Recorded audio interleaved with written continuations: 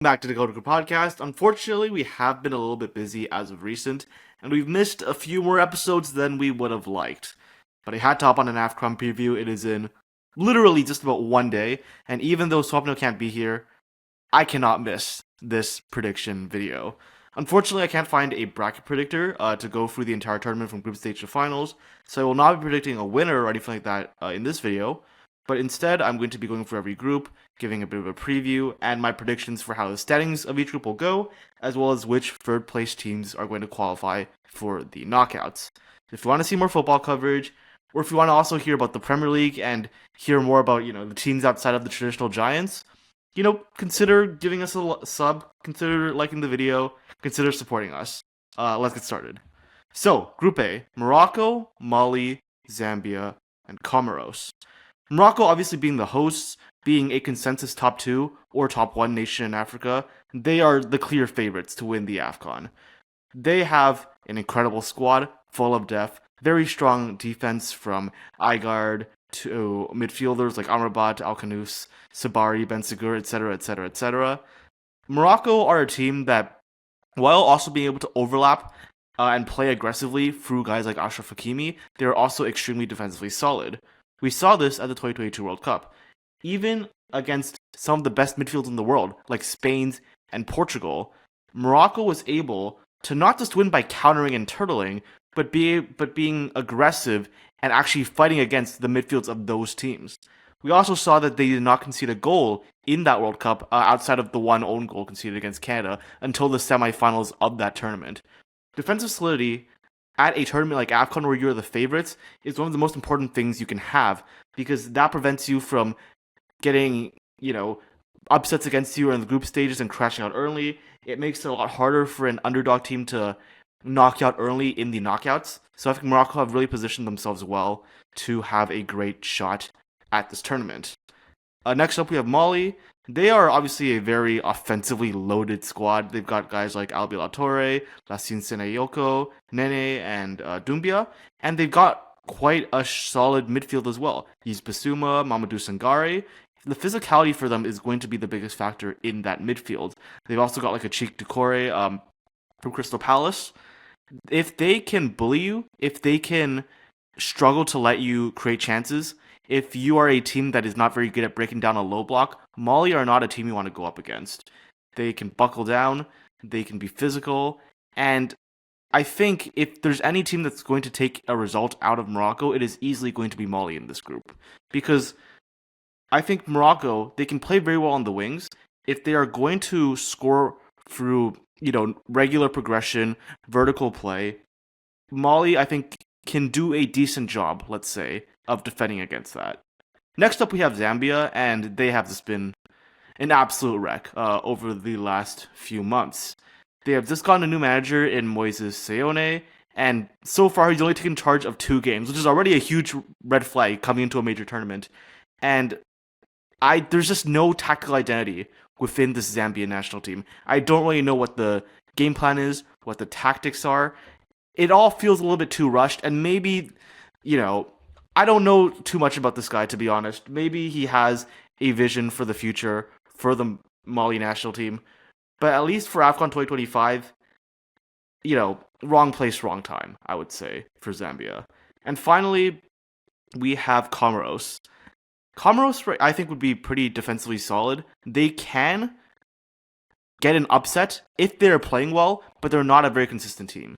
So, Yusuf Mchanga, who is their attacking midfielder, he is basically the one guy for them that can create chances, and if they have any chance of scoring goals, especially against a Mali or a Morocco, he is going to be the creator of that.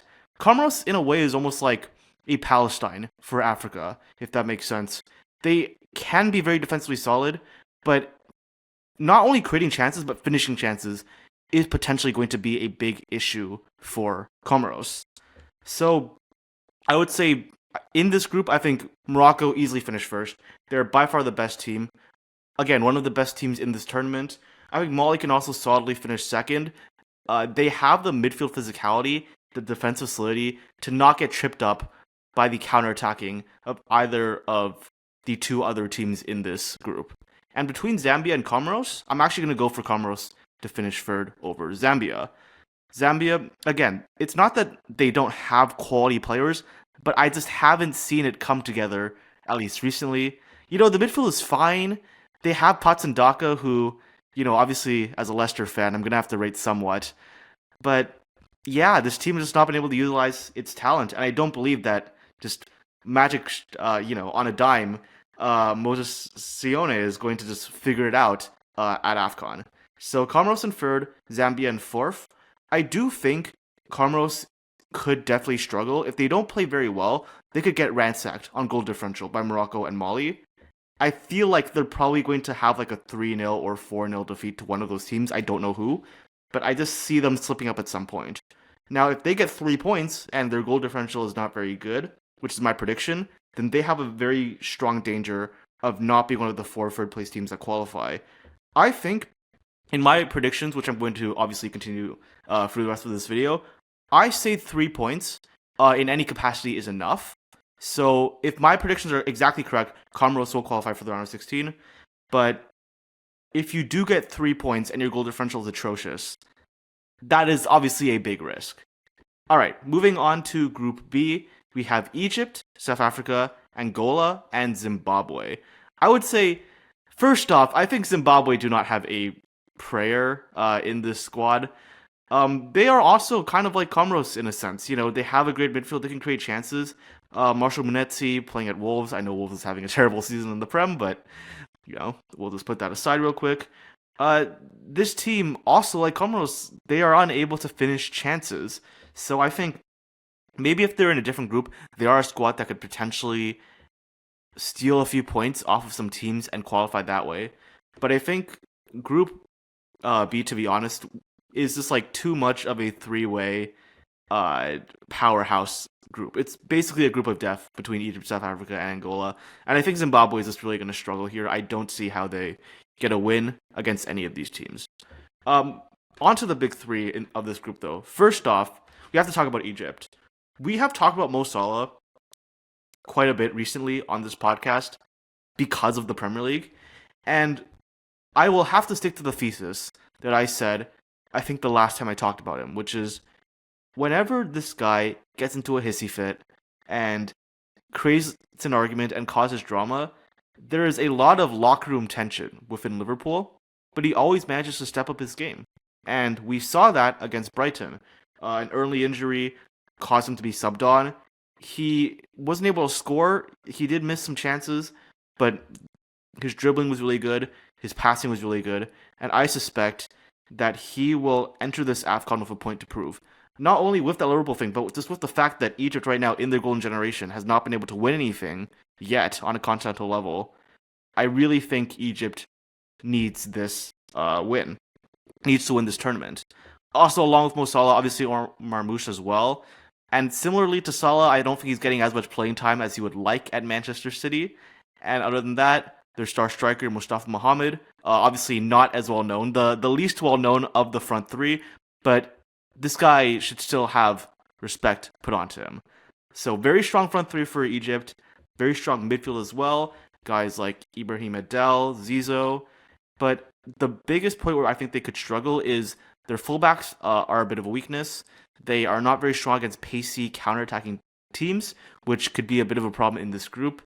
And because of that, their defense can be leaky at times. For context, last Afcon will be put on screen now. They conceded 6 goals in the group stage. So if we see something like that again, then Egypt do not have a prayer of winning this tournament. All right, next up, we have South Africa. They have been in amazing form as of recent. And I know in the World Cup prediction, I had them finishing last in Group A. But I did also say that if they perform well at this AFCON, I am more than happy to change my mind. South Africa, at least on a continental level, has been amazing. I think there's something like 24 or 25 games unbeaten. But my biggest question is, how well will that translate to a major continental tournament? Under Hugo Bruce, their manager, they have become significantly better. He is basically to South Africa what a Thomas Christensen is to a Panama, what a John Herdman is to a Canada. He has absolutely revolutionized the squad. And even though the team is still largely players from the South African domestic league. The cohesion is there, the tactical identity is there, and a golden generation of talented youngsters is genuinely there. We have a Bokazi 20-year-old center back, 20-year-old Sheandre Campbell as a winger for Club Brugge, 20-year-old Mihu Nkota. I think there is a lot to build on for the South African national team, and at least for this AFCON, I will be quite bullish on them. Now, if they end up choking here, that's going to change my mind on the South African national team dramatically. But as of now, I'm going to say Bafana Bafana are probably going to have a good time at this AFCON. Next up, we have Angola, and they once again have a very similar situation to some of the other teams in this group.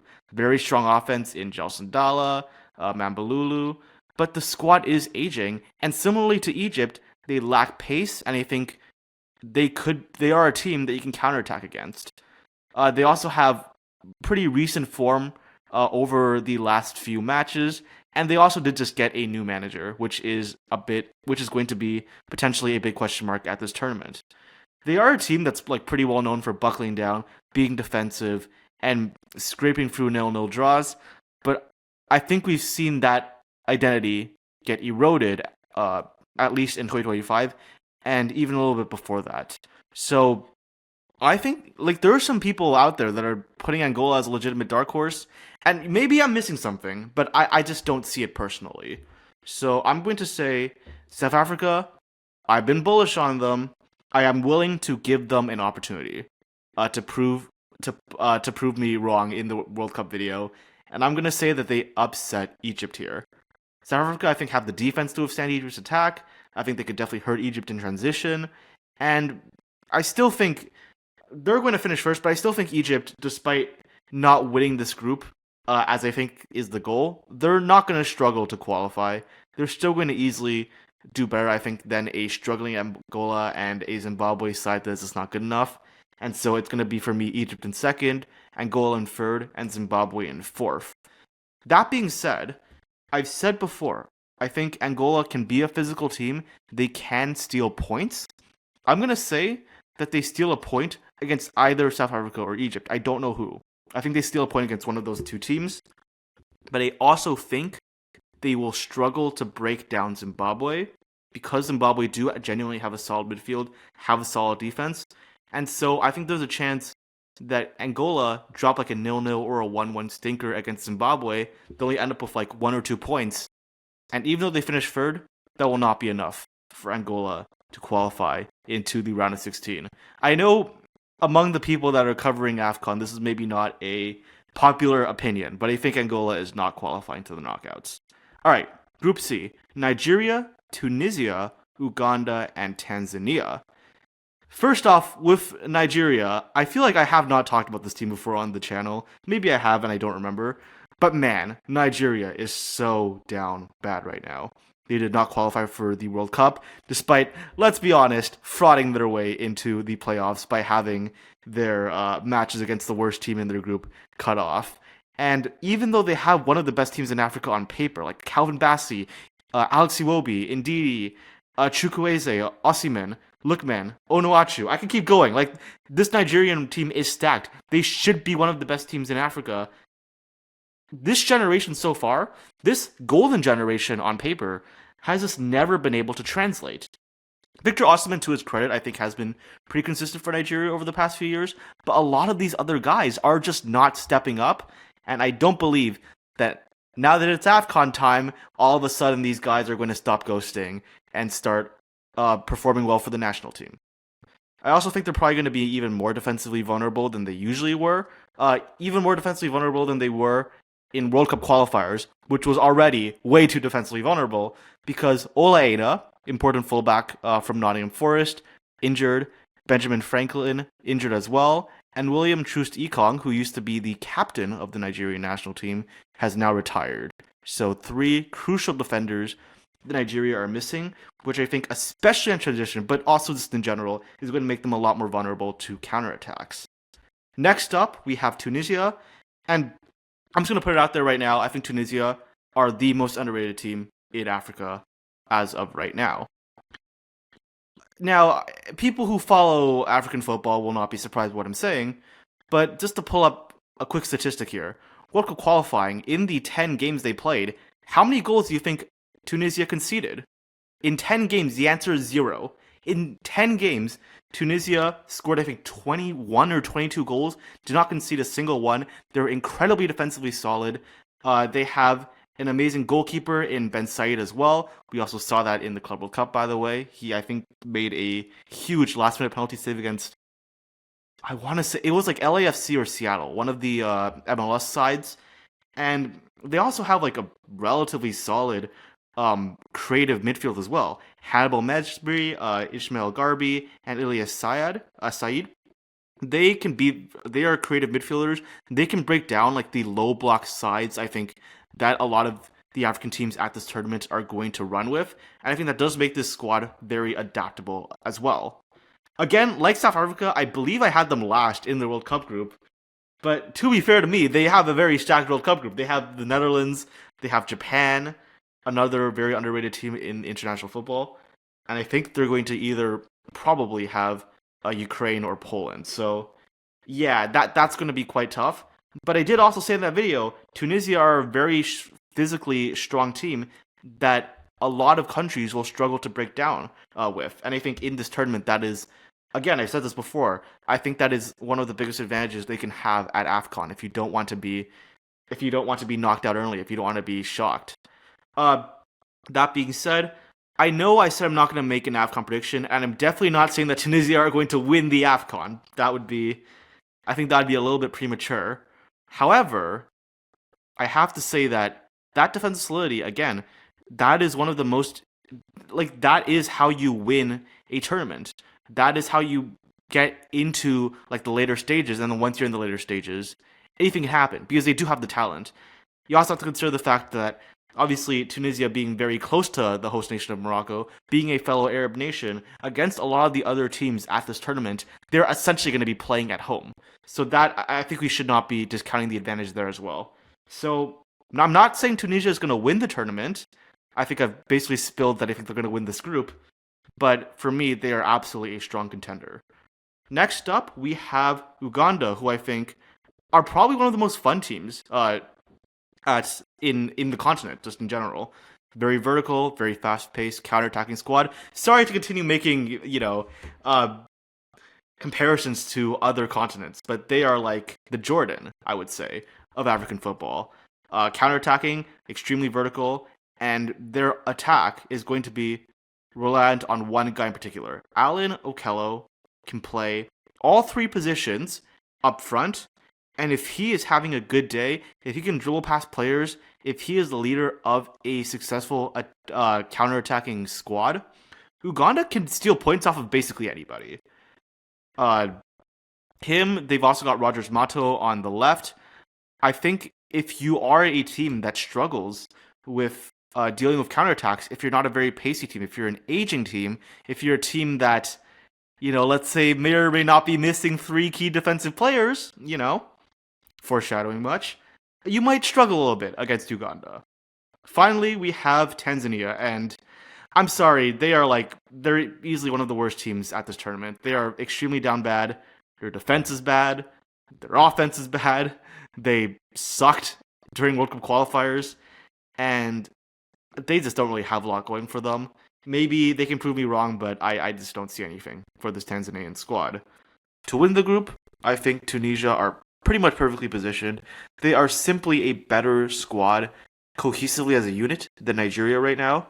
They are probably not going to give up a lot of chances in transition, which means I don't think they'll have too many problems against Uganda, and they're probably easily going to beat Tanzania.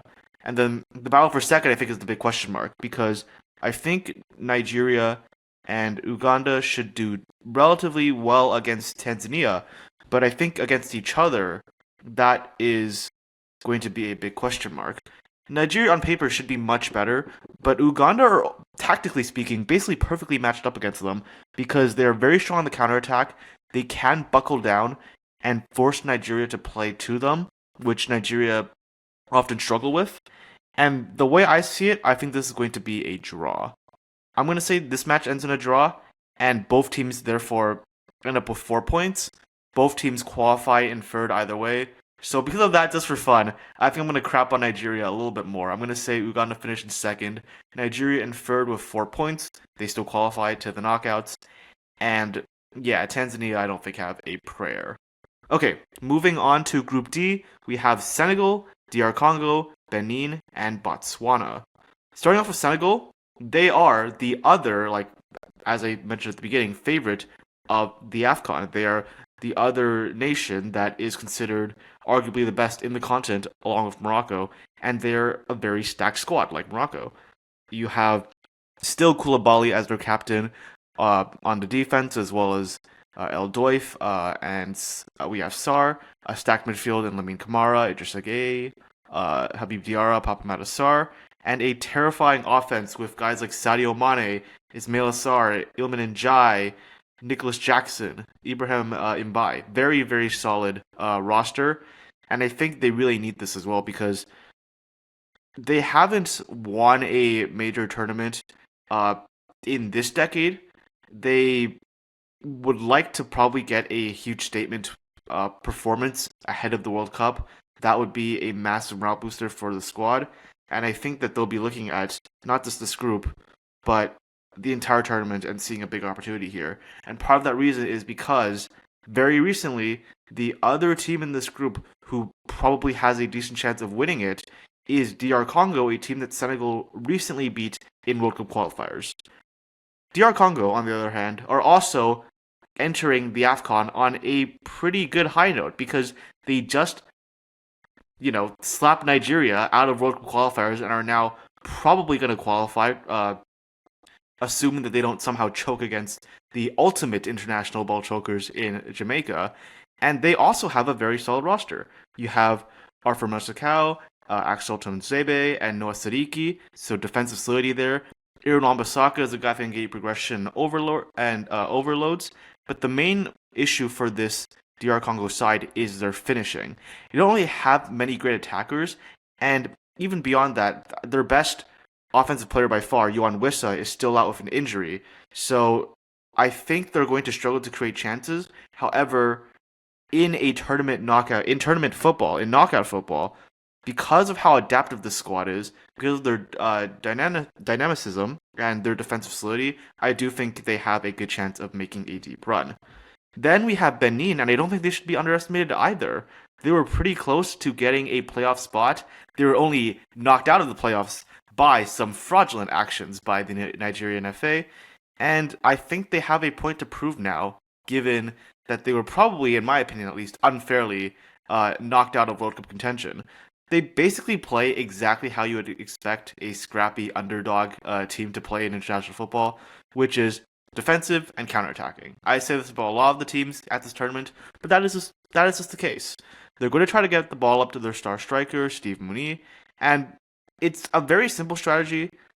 I think a big concern is Benin has a lack of adaptability, and I think that has really hurt them later on in World Cup qualifying. But still, I think the team has been relatively decent in recent years. They're clearly on an ascension, and there is a lot to be encouraged on if you're supporting Benin. I don't think we have any supporters of Benin on this channel, but if you do, I think you guys have a decent shot at doing something at this tournament as well. But the last team in this group stage, I think it's cooked for Botswana. I'm not gonna lie. You could make a solid argument that they are the worst team at the AFCON this year. In fact, I believe so. They don't really have anything going for them at all. There's no tactical way that I can see them beating any of the other teams in this group. And yeah, listen, maybe one of you will say, "Oh, you're forgetting about so and so player on the Botswana national team, and they're actually amazing." And I can't believe you're sleeping on them. And I'm not just sleeping on them; I'm snoring on them. I'm sorry. So yeah, like I said earlier, Senegal did beat DR Congo 3-2. They came back from 2-0 down, by the way, actually, the last time they played, and that was in Congo. And I think the national team for Senegal has only looked more cohesive since then. So I'm going to say they finished first easily. I think DR Congo is also very solid. They'll finish second. And I think because of how defensively solid both of those rosters are, I think Benin will struggle to get a point against either of them. But that being said, I back Benin to get a solid win over Botswana.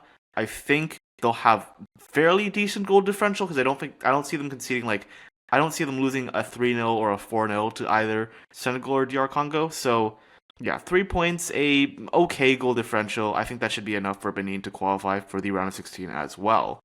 All right, moving on to Group E, and we have Algeria, Burkina Faso, Equatorial Guinea, and Sudan. Now, this is very interesting for Algeria. On the surface, this should be a cakewalk. But I say should because this Algerian squad, despite being one of the best rosters in Africa on paper, have been bounced out of the last two Afcons in the group stages. Now, what's different coming into this Afcon? First off, their new coach, Vladimir Petrovic, he is a legend in international football. He basically led Switzerland for the 2010s, turned them into the terrifying team in tournaments that Switzerland was in their prime. And I think if Algeria want to break the shackles of their AFCON curse, that is like the perfect guy you could appoint for that role. Also, as I said, they are clearly talented enough to be true contenders. Mohamed Amoura has been excellent. So, very solid improvement since AFCON 2023. They also have Boyenda and, of course, their legendary captain in Riyad Mahrez to complete the front three. And they do have some very decent fullbacks who can overload teams, most notably in Ryan Nori, who is doing exactly that at Manchester City right now. That being said, Burkina Faso, I think they have also been quite underrated and really solid at the moment. I guess just as of recent, sort of like a Benin situation. They have very solid attackers. Bertrand Traore has found a new life at Sunderland, to be completely honest, putting them way beyond what anyone could have expected in the Premier League so far, at least. Dango Owatra continuing to do his thing at Brentford, plays into the Brentford system very well, counter-attacking guy. We talk a lot about him on this podcast already. And then they still have the experienced players like a Batley Toure, and I do think because, again, another squad with tactical dynamism, they can sit back and hit you on the counter, and they also know how to take an initiative and break down a low block. I think that makes Burkina Faso feel like they're in a pretty good position coming to this tournament.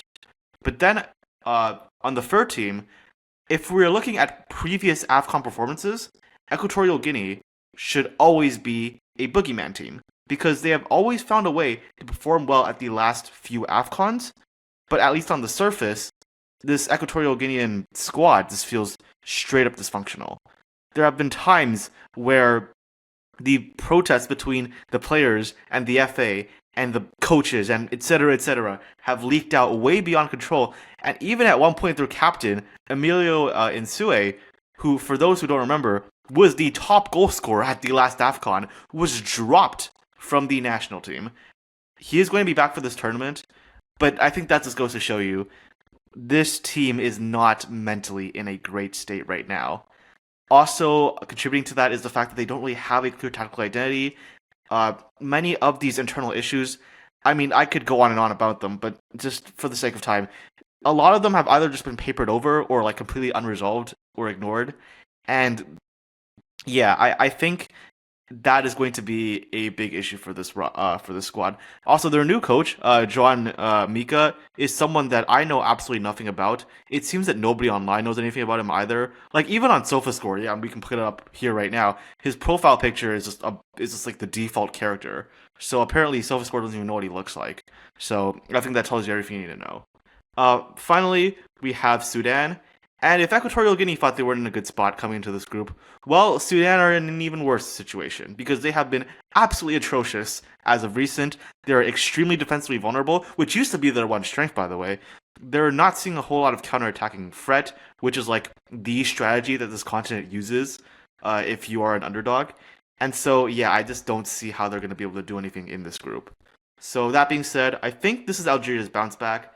I said it, like, I think that everything is basically perfectly aligned for them to come back and finally do something in an AFCON again. Because, yes, the other teams here have a counterattacking threat, and that could actually be a bit of an issue for Algeria just because of how forward and progressive and overloading their fullbacks are. But, like, surely they should be fine. They literally signed the coach that you sign in order to do well at continental tournaments. So, like, there's no way. I have to pick them to top this group. Uh, Beyond that, I know you should not underestimate Equatorial Guinea at Afcon because of how well they've been doing recently, but I just cannot look past the locker room situation, the FA situation. I do think that is the kind of BS that really sinks teams in international tournaments of all kinds. So I'm going to commit almost a bit of a cardinal sin here, and I'm going to say Equatorial Guinea finished third behind Burkina Faso. Burkina Faso has been clearly better. They have a tactical identity. They know how they're playing. They are actually being cohesive. And when it comes to 3 games at the biggest tournament in Africa, that's a big deal. So yeah, I think Burkina Faso finished second. I think Equatorial Guinea finished third, and I will say they probably show up enough offensively because they have that ability. Because I mean, they still have Emilio and Sue, in order to not have an atrocious goal differential. Like I said earlier, I think if you get 3 points, at least if my predictions are correct, goal differential will not matter. So I do still have Equatorial Guinea at least make it to the knockouts. So maybe once they're there, maybe by then they figured things out. Maybe the tackle identity is there. Then they can go on another one of those crazy runs that they have as of recent. Who knows? All right. Finally, we have Group F. I'm trying to speedrun through these. Cote d'Ivoire, Cameroon, Gabon, and Mozambique. And this is the group that I'm the least confident about, the internet is the least confident about, everyone is the least confident about, because there's so much weird shenaniganic stuff going on in Group F. So starting off with Cote d'Ivoire, they've made some very questionable decisions with squad selection coming into this tournament. So some players that are missing: Sebastian Haller, Nicolas Pepe, Simon Adingra, who by the way was the young player of the last Afcon. And to be fair, they still have guys like Omar Diakite, Evan Gessend, Amad Diallo. There's a youngster in Yan Diamande who I think could definitely cook at the SAFCON. But yeah, very questionable decisions, I still have to say, with the squad selection for Cote d'Ivoire. But then, that being said, they also have a very solid midfield. Ibrahim Sangare, who, by the way, just had an excellent match in his last performance in the Premier League before coming over here, so his form is red hot. Seko Fofana, Frank Kessie, and a very solid defense as well. So I do think they have the physicality and defensive capacity to avoid dropping too many unnecessary points in this group. But still, like, I hope nothing crazy is happening internally. They are the defending AFCON champions, and maybe that gives them a bit of an aura boost. But I think the idea of them repeating does not look very solid to me, as of right now at least. But if you thought that was bad, that pales in comparison to the absolute rat fuckery that is happening in Cameroon. Cameroonian football is an absolute heaping mess right now. So this is the FA that is headed by Samuel Eto'o, who made those totally very extremely helpful comments at the beginning of World Cup 2022 that definitely did not put any unnecessary pressure on the Cameroonian national team, and him and his genius antics caused him to also sack Mark Breeze, their manager, without notifying him beforehand and telling him through social media, which has led Mark Breeze to be so angry about this that he has refused to accept that he's been terminated, and he has created his own squad list for the Cameroonian national team separate from the actual Cameroonian national team that's going to be brought into AFCON. I think that has been resolved now, but man, that is a terrible look. And speaking of squad selection, clearly there is some drama that is leaking over into this national team, because that shithousery has led to Andre Onana, Vincent Aboubakar, Eric Choupo-Moting, and some other very solid players. You can see a full list of this online, of several of the best players on the Cameroonian national team because of this internal drama being left out of the Cameroonian squad. They still have Carlos Baleba. They still have Brian Mbeumo, has been very solid as of recent. Carl Eta-Young, Christian Kofane, young guys as well on the squad. But man, again, I think that when you have a dysfunctional FA coming into an international tournament, it's never good. It is a huge negative, and I have to criticize Samuel Eto'o here, because this is just wrong place, wrong time. I know he's trying, but man, these are some terrible decisions. And yeah, I think this is going to bleed over strongly towards Cameroon's performance. Luckily for them, Gabon, the next team in this group, has also been pretty questionable recently. And the best part for Cameroon is the fact that their first match is going to be against Gabon, and Pierre-Emerick Aubameyang, one of the most legendary players in African history, who is probably playing in this last Afcon here, is injured for that very first match.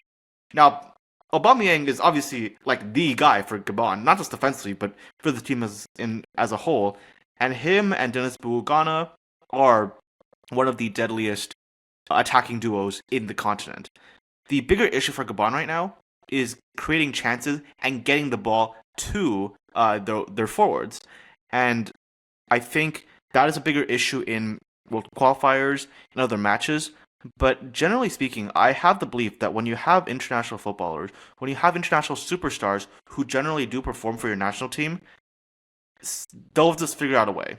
I think they figure out a way. I think Aubameyang, knowing that this is very possibly his last AFCON, is going to be very motivated to ball out. And yeah, I think Gabon could do something here. I think the squad, there's a lot of questions about how the squad is being set up, but I think with what I just described to you, I think they're seeing a little bit of an opening here. Finally, we have Mozambique, and they're probably the team I'm worried about the most.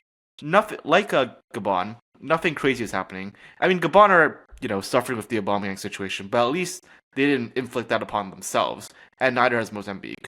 They have some good players. Obviously, Reynaldo Mandava, who has been cooking at Sunderland, Jenny Kamado as well, but they are pretty bad defensively, even worse than Gabon. And yeah, they just don't really have the roster, in my opinion, to compete at this AFCON.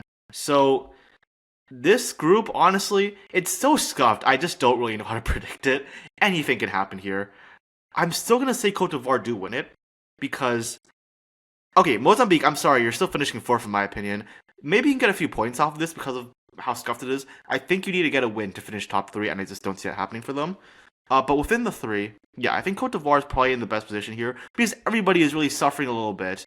And they definitely, if we're looking at pure quality, if we're isolating just like performances, they should win the group. And then beyond that, I think the best thing for Cameroon is the fact that they're playing Gabon before Aubameyang comes back, and that is the first match. I still just think that the Cameroonian FA, the Cameroonian players, everything about that roster is just is this going to be so messed up coming to that match? But I don't know that it matters that Gabon's not going to have Aubameyang. I think Gabon are just going to be a lot more cohesive.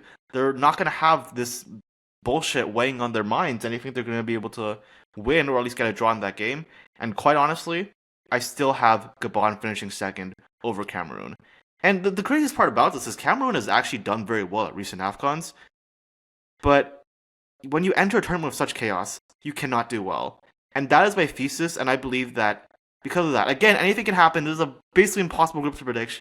Because of that chaos, I think Cameroon are going to absolutely collapse in this group.